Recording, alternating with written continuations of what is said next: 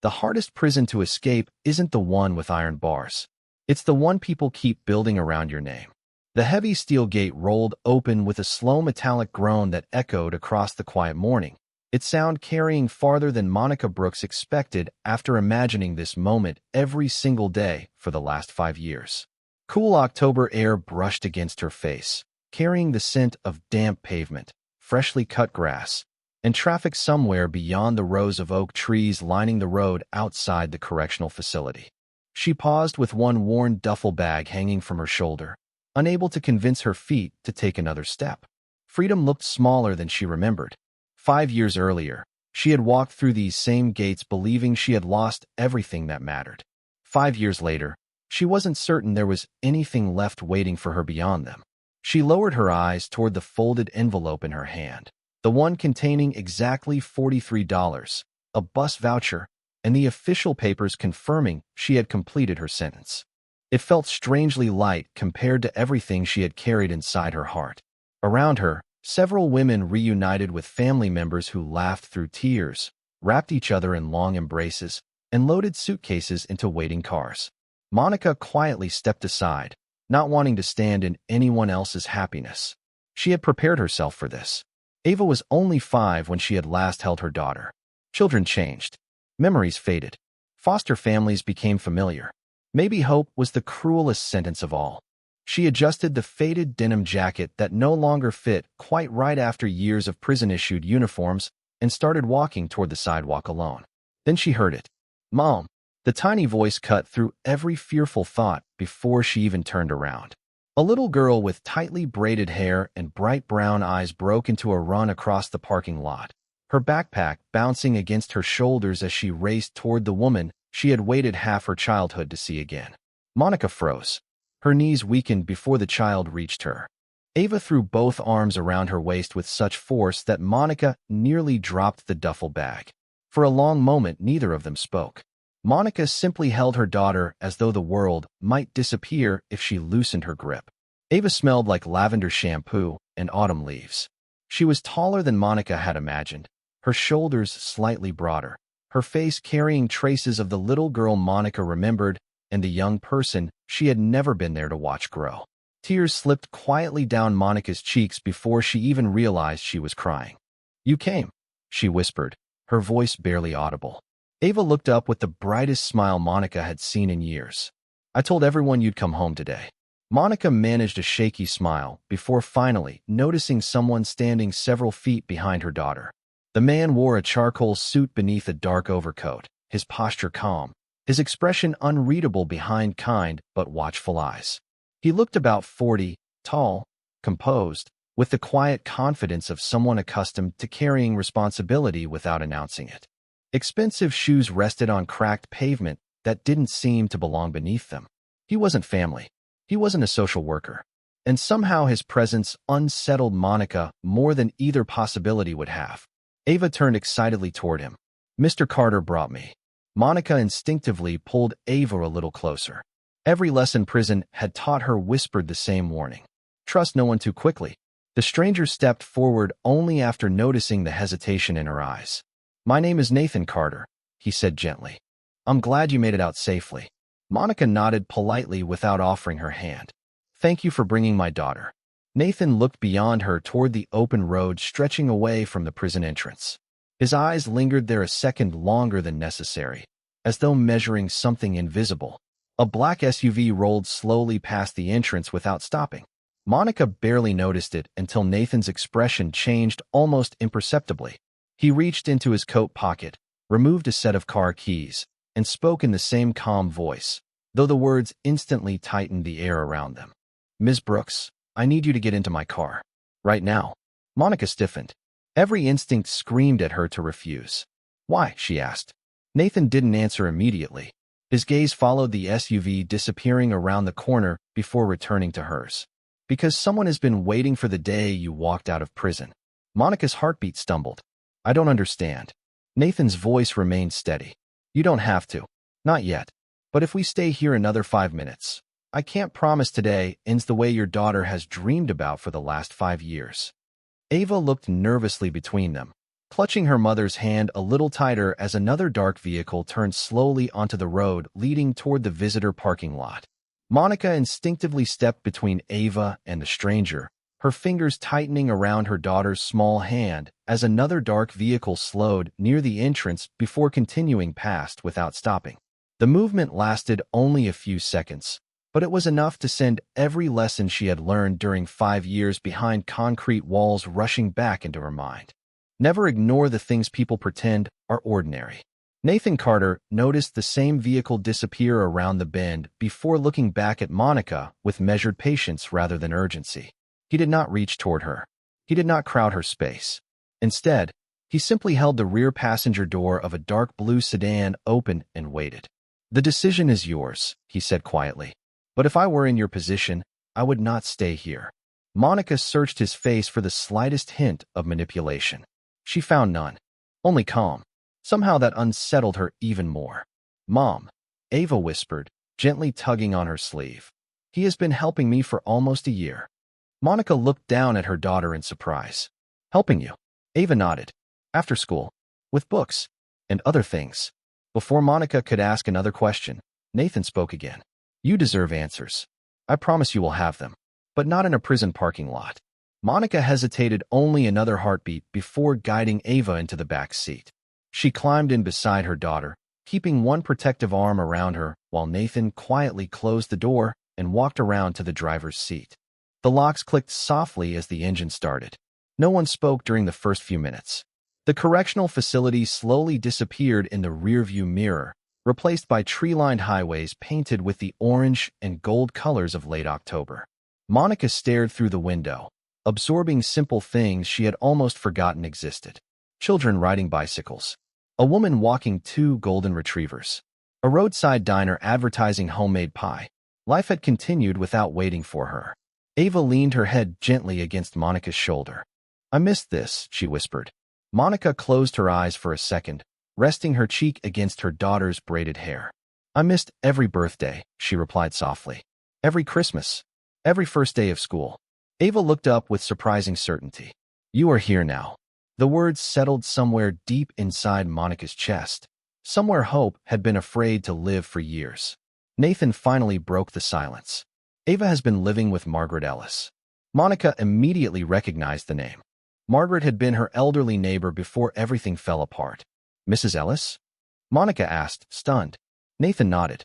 She petitioned to become Ava's temporary guardian after the foster placement became unstable. The court approved it. Monica's eyes filled again. "She did that. She said your daughter had already lost enough." Monica quietly wiped away a tear before Ava could notice. "How did you become involved?" she asked, directing the question toward Nathan. His hands remained steady on the steering wheel. "My foundation funds educational programs in underserved neighborhoods.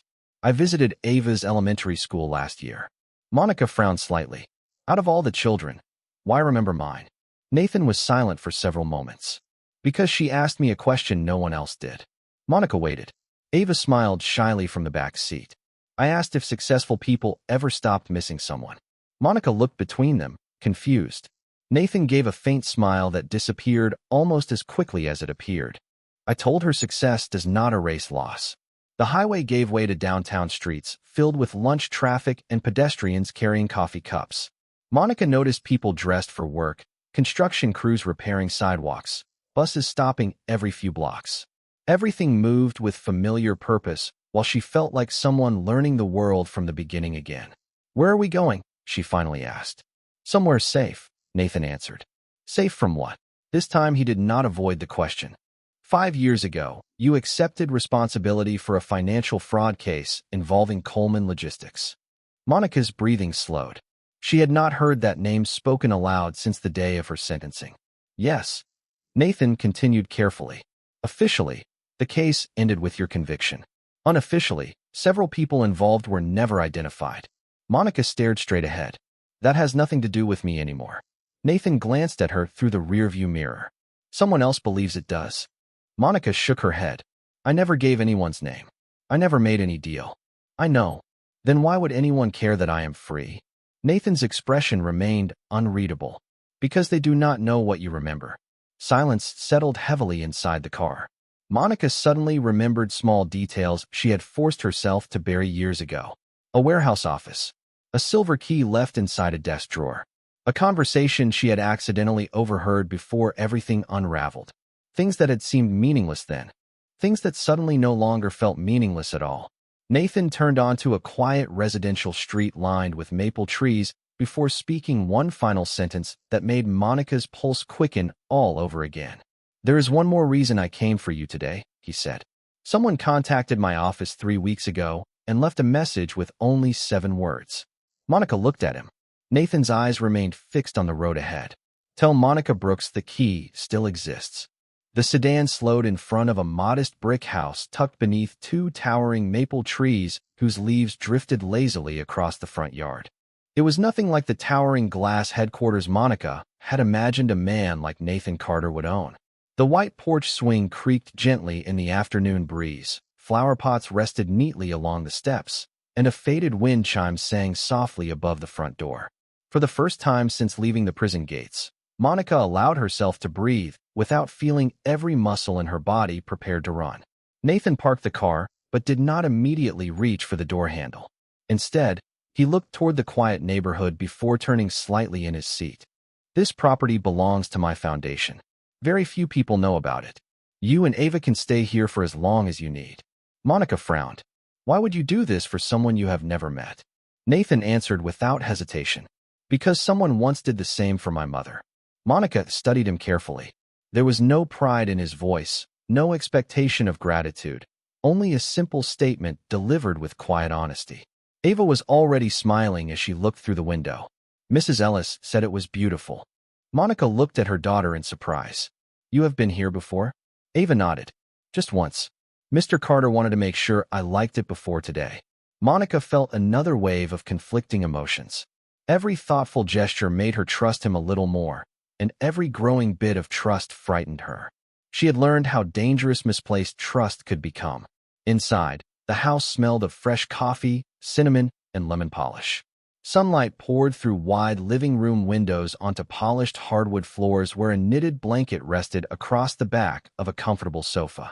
The kitchen table held a vase of yellow flowers and a welcome basket filled with groceries, fresh fruit, notebooks, and children's books. Monica stopped in the doorway, overwhelmed by ordinary kindness.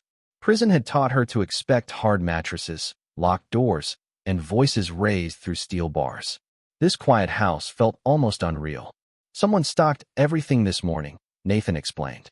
"There are clothes upstairs in both of your sizes. Mrs. Ellis helped choose them." Monica slowly set her duffel bag beside the staircase. It contained nearly everything she owned. Looking around the room, she realized strangers had prepared more for her future in one morning than she had been able to imagine during 5 years of waiting. Ava wandered excitedly through the house before stopping beside a bookshelf. "Mom." Monica walked over. Resting on the middle shelf sat a framed photograph taken years earlier. It showed Monica holding a 5-year-old Ava at a neighborhood summer picnic, both laughing as soap bubbles floated through the air. Monica stared in disbelief. "Where did you get this?" Nathan smiled faintly. "Mrs. Ellis kept it." Monica gently touched the edge of the frame. She had forgotten that afternoon entirely, but seeing the photograph brought back every detail. The strawberry lemonade. The music from the park speakers. Ava insisting on chasing bubbles instead of eating lunch.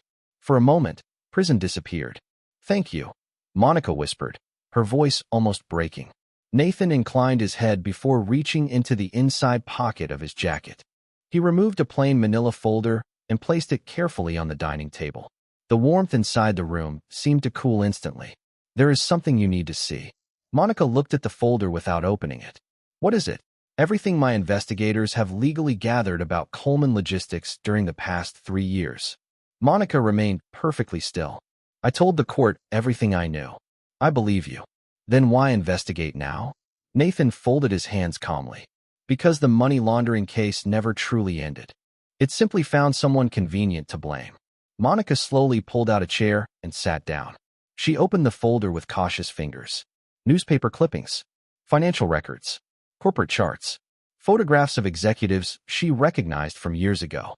Every page reminded her of the office where she had once worked as an administrative assistant before one desperate decision changed everything. Near the bottom lay a recent photograph of Darius Coleman stepping out of a downtown office building surrounded by attorneys. He looked older than Monica remembered, but his confident smile had not changed. Neither had the expensive watch he always wore. Monica quietly closed the folder. He promised no one else would get hurt if I stayed silent. Nathan watched her carefully. Did you believe him? Monica stared toward the kitchen window where Ava was laughing as she discovered a basket filled with art supplies. At the time, I believed protecting my daughter mattered more than protecting myself. Nathan nodded once. That is exactly what my investigators concluded. Monica looked back at him. What do you want from me? Nathan answered with complete honesty. The truth. Not for revenge. Not for headlines. I need to know whether the memory you have been carrying for 5 years is connected to the message we received. Monica lowered her eyes. The words about the key echoed louder inside her mind with every passing second. She remembered the silver key resting inside a wooden desk drawer. She remembered slipping it into her coat pocket without thinking after everyone had rushed out of the office that rainy afternoon. She remembered hiding it before the police ever questioned her because she had assumed it belonged to company property. For 5 years, she had convinced herself it was meaningless. Now, for the first time, she was no longer certain. Monica barely slept that night.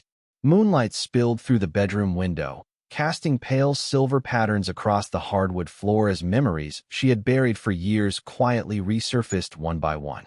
Every time she closed her eyes, she saw the same wooden desk inside the accounting office at Coleman Logistics. The silver key had not looked important. It had been attached to a faded leather tag with no writing except the number 27 pressed into the corner. She remembered slipping it into her coat pocket absent-mindedly after cleaning out paperwork before investigators arrived. Then everything had happened so quickly. The arrests, the interrogations, the plea agreement, prison. Somewhere along the way, the key had disappeared beneath larger tragedies. A soft knock interrupted her thoughts just after sunrise. Mom. Ava's gentle voice came through the bedroom door. Breakfast is ready. Monica opened the door to find her daughter already dressed for school, proudly balancing 2 plates of scrambled eggs and toast. Mrs. Ellis taught me, Ava said with a grin. Monica smiled despite the heaviness inside her heart. Looks like she taught you well. Downstairs, the kitchen felt warm with the smell of fresh coffee and cinnamon. Nathan stood near the counter wearing a simple navy sweater instead of the tailored suits Monica had expected someone of his position to wear every day. Without the formal jacket, he looked less like a billionaire executive and more like an ordinary man sharing breakfast with old friends. Somehow that made him easier to trust. Good morning, he said. I hope you were able to rest. Monica gave a small, honest smile. I remembered more than I slept. Nathan nodded, as though he had expected that answer. After Ava left for school with Mrs. Ellis, the house became remarkably quiet. Nathan carried 2 mugs of coffee onto the back porch overlooking a small garden where squirrels darted between fallen leaves. Neither of them spoke immediately. The silence felt respectful rather than uncomfortable. Finally, Monica wrapped both hands around the warm mug and said, I think I know why someone mentioned the key. Nathan listened without interrupting. It was inside my coat when I was arrested, Monica continued. Not because I wanted to hide evidence. I honestly forgot it was there.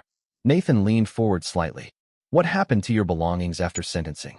Monica looked toward the garden. Everything I owned fit inside 3 cardboard boxes. Mrs. Ellis collected them while I was transferred. Nathan's expression sharpened with quiet interest.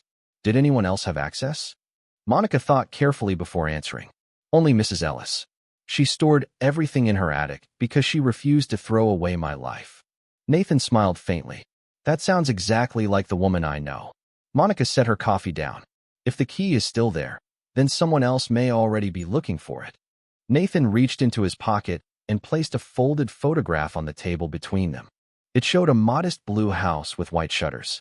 Monica recognized it immediately. Mrs. Ellis's home. Nathan nodded. One of my security consultants noticed an unfamiliar vehicle parked across the street twice this week. Monica's heartbeat quickened. You think someone has been watching her? I do not know. I only know the timing concerns me. Monica immediately stood. Then we need to go there. Nathan remained calm. We will. But carefully. Less than an hour later, they drove across town through neighborhoods Monica had once known by heart. Familiar streets carried unfamiliar faces. Stores had changed names.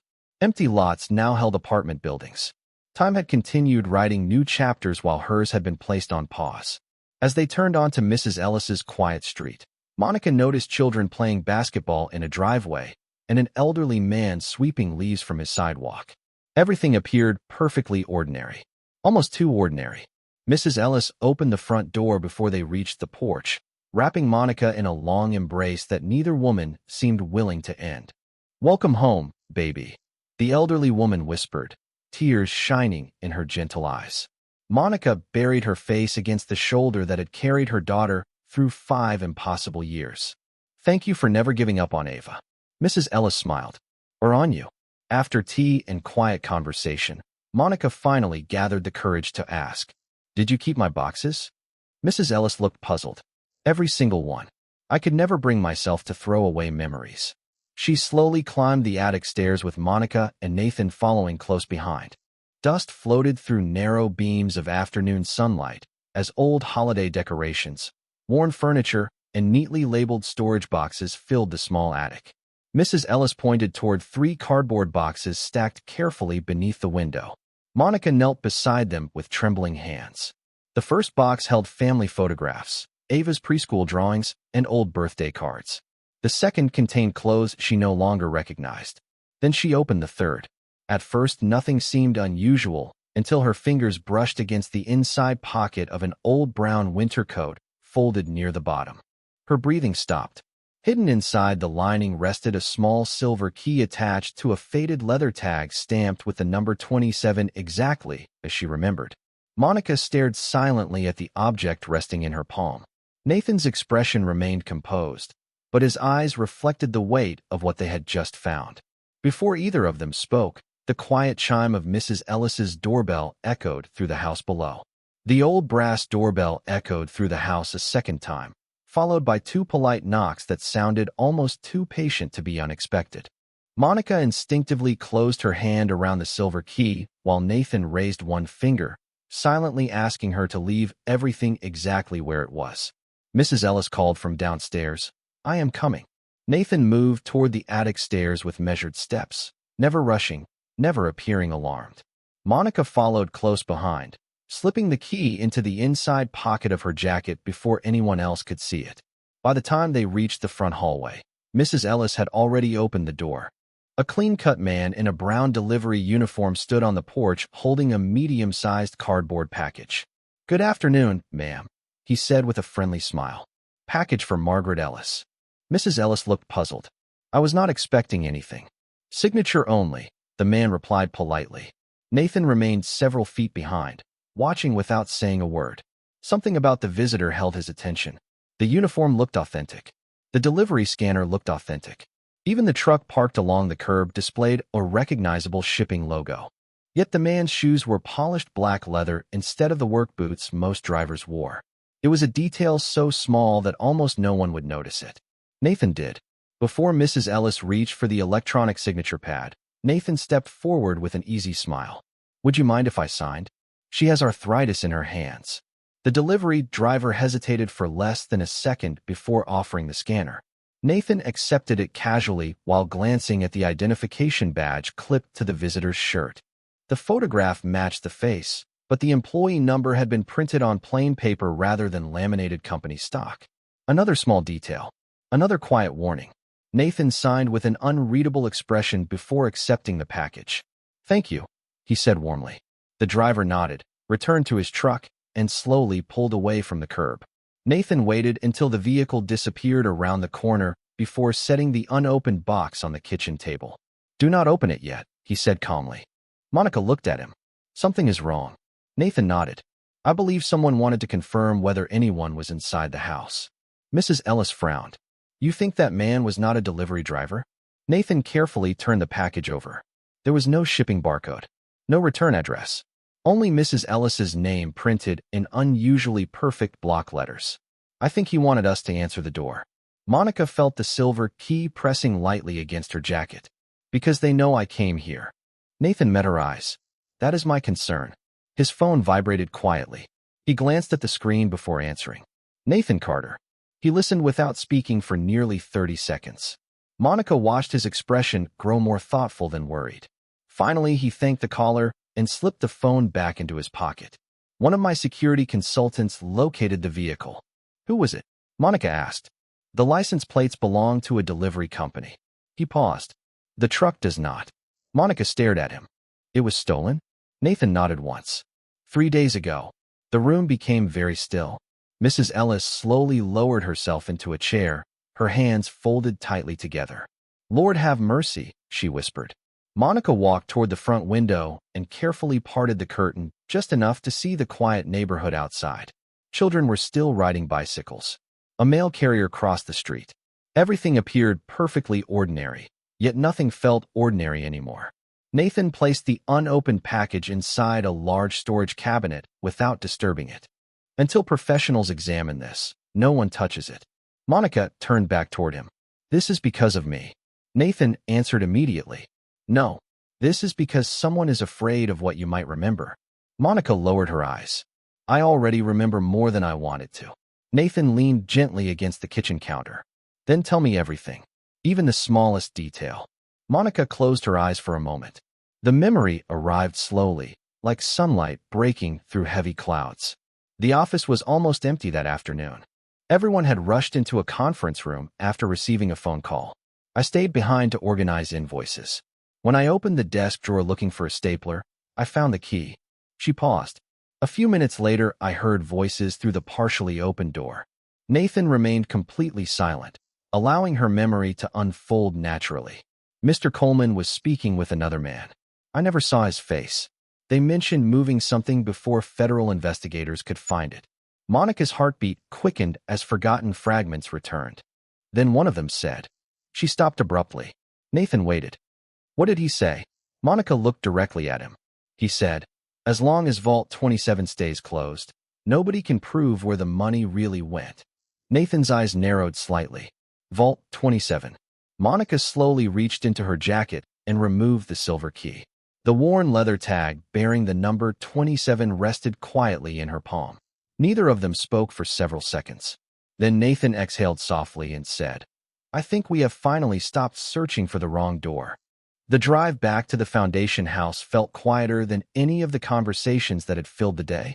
Monica sat in the passenger seat with the silver key resting inside a small envelope Nathan had given her, her fingers unconsciously touching it every few minutes, as though confirming it was still real. Outside the windshield, downtown Chicago shimmered beneath the fading afternoon sun, office workers spilling onto sidewalks while yellow taxis drifted through intersections. Ordinary people hurried home, unaware that a forgotten piece of metal hidden inside an old winter coat might finally answer questions that had remained buried for years. Nathan guided the car into the underground parking garage beneath a modern office building, carrying only a discreet bronze plaque that read Carter Community Foundation. There were no oversized company logos, no marble fountains, no displays of wealth. The building reflected the same quiet discipline as the man who owned it. There is someone I want you to meet, Nathan said as they stepped into a private elevator. Monica nodded without asking questions. She had learned that Nathan never created unnecessary suspense. Every decision had a purpose. The elevator doors opened onto a modest conference floor where a woman in her early 50s greeted them with a warm smile. Monica Brooks? She asked gently. I am Grace Turner. Monica recognized the name immediately. Grace directed one of the city's largest reentry programs for women rebuilding their lives after incarceration. Monica had heard dozens of women inside the prison speak about her with admiration. Grace extended her hand without the slightest hesitation. Welcome back. Monica accepted the handshake, surprised by how natural such a simple gesture felt after years of cautious distance. Grace noticed the emotion flickering across Monica's face. Around here, she said softly, we shake hands with people because of who they are becoming, not because of where they have been. Monica smiled for what felt like the first genuine time in years. Inside the conference room, another man stood beside a large digital display covered with financial charts, property records, and timelines. He introduced himself simply. Marcus Hill, Financial Crimes Division. Monica immediately stiffened. Nathan noticed. Marcus is one of the few investigators I trust completely. Marcus offered an understanding smile. If I believed you belonged in prison, I would not be standing in this room. Monica slowly sat down, unsure how to respond. Marcus projected a map of downtown Chicago onto the screen. Several locations appeared highlighted in blue before one address flashed red. Vault 27 belongs to a private archival storage company, he explained. Clients rent secure vaults to store legal documents, artwork, digital records, or family valuables. Monica frowned. Not banks. No, Marcus replied. Much quieter. Much less attention. Nathan folded his arms. The company has changed ownership twice since your conviction. Marcus nodded. But the vault numbers never changed. Monica looked at the envelope containing the key. If this opens that vault.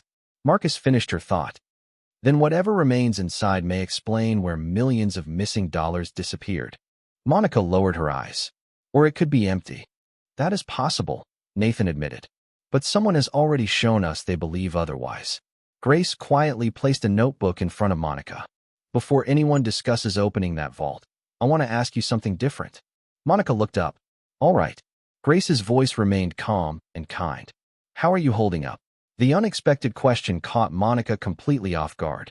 Everyone else had asked about evidence, memories, and investigations. No one had asked about her.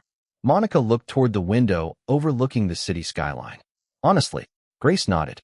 Monica took a slow breath. I keep waiting to wake up and hear the morning count over the prison loudspeaker. The room fell silent. I forgot how quiet freedom sounds, Monica continued. And every time someone is kind to me, part of me still thinks I have not earned it. Grace leaned forward slightly. Healing rarely begins when someone forgives you. It begins when you slowly believe your future deserves more space than your past. Monica felt tears gather but refused to let them fall. Nathan quietly slid a box of tissues across the table without saying a word.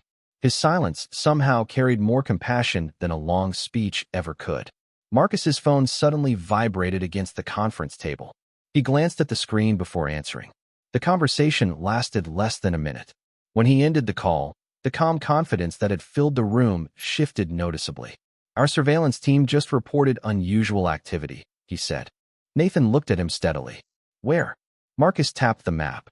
The red marker identifying the storage facility began flashing. Someone accessed the building less than 20 minutes ago using authorization connected to Vault 27. Monica stared at the screen in disbelief before slowly reaching into her pocket and placing the silver key on the conference table between them. That cannot be possible, she whispered. Because this key has never left my hand since I found it. For several long seconds, no one inside the conference room moved. The small silver key lying on the polished table suddenly seemed heavier than every folder of evidence surrounding it. Marcus broke the silence first. There should only be one physical key assigned to that vault. Nathan remained focused on the flashing red marker on the digital map. Unless someone made people believe there was only one.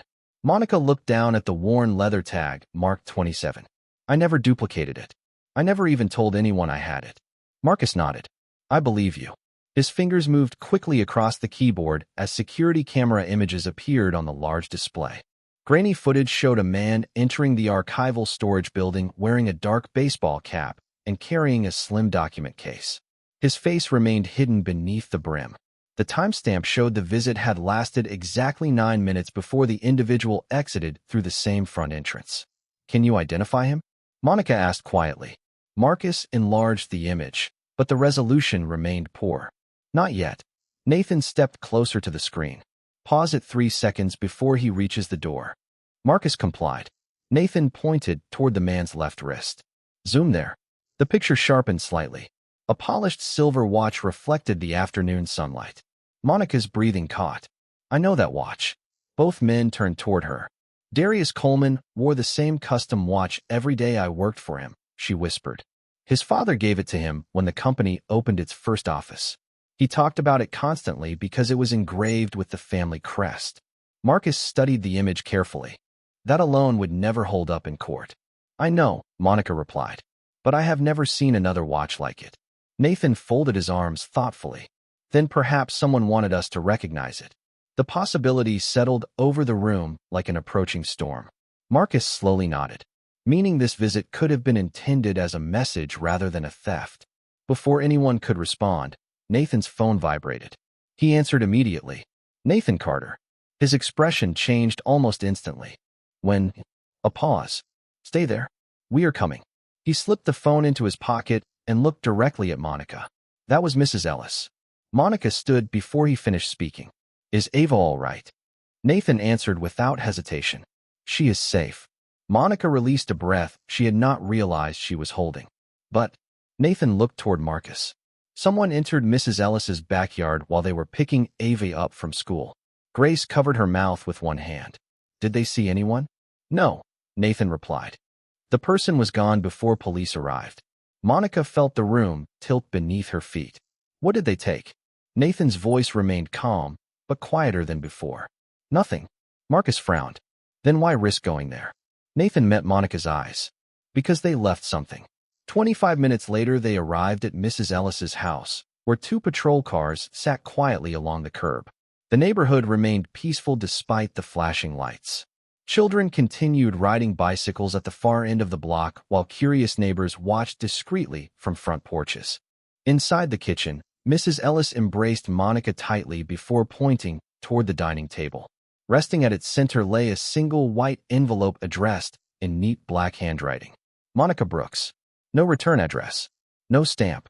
Nathan carefully examined the envelope before opening it with protective gloves handed to him by one of the officers. Inside was one sheet of plain paper containing only one typed sentence. You protected your daughter once. You still can. Monica stared at the words until they blurred together. They know about Ava. Nathan remained composed. They already knew about Ava years ago. Monica slowly shook her head.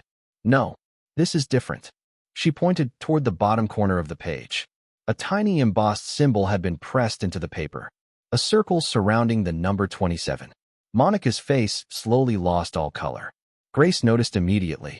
What is it? Monica looked at Nathan, her voice barely above a whisper. That symbol was on every confidential file stored inside Mr. Coleman's executive office. Marcus leaned closer. You are certain? Monica nodded. Only senior executives ever saw it. Nathan carefully placed the letter back inside its envelope. Then whoever delivered this has direct knowledge of the vault. The room fell silent once more until Ava walked in carrying her backpack, completely unaware of the weight every adult suddenly carried. She smiled the moment she saw her mother. Mrs. Ellis made my favorite macaroni and cheese. Monica knelt and wrapped both arms around her daughter, holding her longer than usual. Ava laughed softly. Mom. Monica kissed the top of her head. I just needed to remember what matters most. As she stood again, Nathan quietly received another message on his phone. He read it once before handing the screen to Marcus without a word. Marcus's expression tightened. The storage company had just released an updated access report. Vault 27 had not been opened once that afternoon. According to the corrected security logs, it had been opened twice. The corrected report changed everything. Marcus read the updated access log twice before placing his phone on the dining table. The first entry matches the man we saw on surveillance this afternoon, he said quietly. The second entry happened 18 minutes later using a completely different authorization code. Monica looked from Marcus to Nathan, struggling to understand. You mean 2 different people entered the same vault? Marcus nodded. That is what the records show. Nathan remained unusually still, his eyes fixed on the envelope that had been left for Monica. Or one person wanted us to believe there were 2. Grace folded her hands together. Either way, someone is manipulating the records. Monica glanced toward Ava, who was happily coloring at the kitchen counter with Mrs. Ellis, completely unaware of the conversation unfolding only a few feet away. Watching her daughter laugh over a box of crayons reminded Monica exactly why she had remained silent 5 years earlier. Every decision she had made, every consequence she had accepted, had been for that little girl. But silence had not protected Ava forever. It had only delayed the danger. Monica slowly stood. I cannot keep running from this. Nathan looked at her carefully. What are you saying? She reached into her pocket, removed the silver key, and placed it gently into Nathan's hand. We opened the vault. Grace immediately shook her head. That could be exactly what they want. Maybe, Monica answered honestly. But if they are leaving messages at Mrs. Ellis's house, then waiting is no longer protecting anyone. Marcus leaned back thoughtfully. She is right. Nathan studied the key resting in his palm. If we move, We do it legally, with search warrants, federal authorization, and full documentation. No shortcuts. Marcus gave a firm nod. I can have emergency authorization within the hour. Nathan looked at Monica. Once we open that vault, there is no returning to anonymity. Monica smiled sadly. I lost anonymity the day I entered prison. An hour later, as evening settled across the Chicago skyline, a small convoy quietly arrived outside the archival storage building. The structure resembled a law office more than a warehouse, with polished stone walls, tinted windows, and discreet security cameras positioned above every entrance. Inside, everything smelled faintly of old paper, polished wood, and climate-controlled air. The elderly facility manager greeted Marcus with visible nervousness after reviewing the federal authorization documents. I have managed this archive for 19 years, he said. No one has ever requested emergency access like this. Nathan remained calm. We only need Vault 27. The manager hesitated before leading them through a series of secured corridors lined with identical steel doors. Each vault resembled a private records room rather than a bank safe, protected by electronic locks and physical key access. Finally, they stopped before a brushed steel door engraved with a simple brass number. 27. Monica stared at it in silence. 5 years of unanswered questions stood only a few feet away. Nathan held the key toward her instead of inserting it himself. This belongs to your story, he said quietly. You should decide how it begins to end. Monica accepted the key with trembling fingers. The metal felt cold despite the warmth of her hand. She slowly inserted it into the lock. It turned smoothly with a soft mechanical click that echoed through the silent hallway. At the same moment, the electronic system accepted Marcus's authorization code, and the heavy vault door unlocked. Monica looked at Nathan. He gave a small nod. Together, they pulled the door open. Inside was no mountain of cash, no hidden treasure, and no dramatic surprise. Instead, the room contained a single fireproof filing cabinet, one archival storage box, and a leather-bound ledger resting neatly on a steel table beneath the ceiling light. Everything appeared untouched, as though someone had carefully preserved the room for years. Marcus photographed every angle before approaching the table. Nathan carefully opened the ledger. The first pages contained handwritten financial records dating back more than a decade. Company names, wire transfers, property purchases, offshore account numbers. Monica recognized several executive signatures, including Darius Coleman's. Marcus's eyes widened as he turned another page. This is enough to reopen multiple federal investigations. Monica felt an unfamiliar weight lifting from her shoulders. For the first time in 5 years, the truth existed somewhere outside her own memory. She had not imagined it. She had not carried it alone. Then Nathan opened the archival storage box. Inside rested dozens of sealed document envelopes, each labeled with dates and initials. Beneath them lay one final envelope addressed in handwritten ink. Monica Brooks. Nathan carefully handed it to her without opening it. Monica stared at her own name written across paper that had clearly been placed there years before she ever walked out of prison. With unsteady hands, she broke the seal. Inside was a single folded letter written in elegant blue ink. She unfolded it slowly and read the first line aloud. If you are reading this, then I failed to stop what was coming, and you were never the person they truly wanted. Monica's voice trembled as she continued reading the letter while the quiet hum of the climate control system filled the vault around them. My name is Harold Whitmore. I served as Chief Financial Officer of Coleman Logistics for 12 years. If this letter has reached you, then I was unable to expose the truth before my time ran out. You were never chosen because you were guilty. You were chosen because you were honest. They believed an honest person would rather accept punishment than place an innocent child in danger. Monica lowered the paper for a moment, unable to speak. Nathan rested one reassuring hand lightly against her shoulder without interrupting. She drew a slow breath and continued. Everything inside this vault belongs to federal investigators.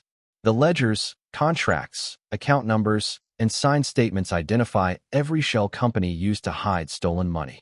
If you survived what happened, then I hope one day you discover what I finally learned too late. Silence may protect the people you love for a season, but truth protects them for generations. The final sentence was written in noticeably weaker handwriting. Please tell your daughter that her mother was always braver than the people who judged her. Tears slipped quietly down Monica's face before she folded the letter against her chest. For the first time in years, someone besides herself knew why she had made the impossible choice she had carried alone.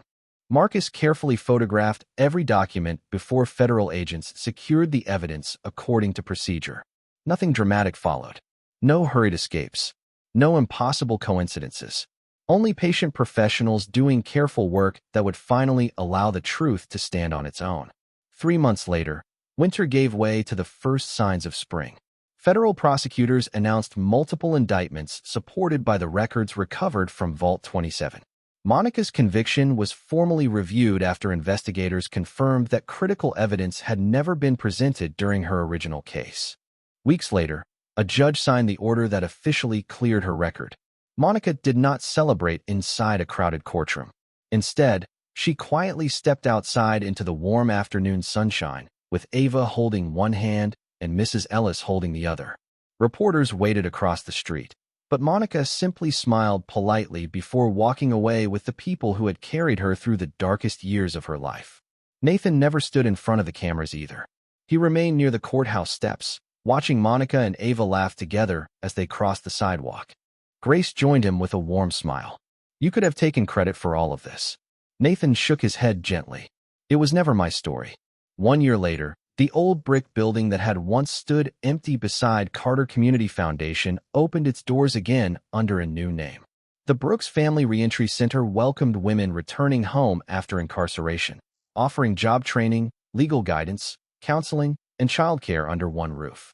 Monica greeted every new arrival personally. She remembered too clearly how frightening freedom could feel after years behind locked gates. On the lobby wall hung a simple framed photograph of a young mother and her little daughter chasing soap bubbles in a neighborhood park. Beneath it, a small bronze plaque read, "Every new beginning deserves someone waiting outside." Late one afternoon, Monica heard the familiar sound of a heavy steel gate opening across the street at the neighboring reentry facility. A woman stepped hesitantly onto the sidewalk carrying one worn duffel bag, looking exactly as frightened as Monica herself had once been. Before the woman could convince herself that no one had come, Monica walked toward her with a gentle smile. "Welcome home," she said, extending her hand without hesitation. The woman looked down in disbelief before accepting it. Across the parking lot, Ava, now taller and full of quiet confidence, watched beside Nathan as another life slowly began again. "She is going to be all right, isn't she?" Ava asked softly. Nathan smiled as sunlight settled across the open gate behind them. "Not because the road will be easy," he replied. "Because this time she does not have to walk it alone." Monica glanced back at the place where fear had once defined every step she took. The gate behind the woman slowly closed with the same familiar metallic sound Monica had heard on the morning of her own release. Only now it no longer sounded like an ending. It sounded like a promise. She finally understood that freedom had not begun the day she walked out of prison. It began the day she chose to stop living as though she still belonged inside its walls.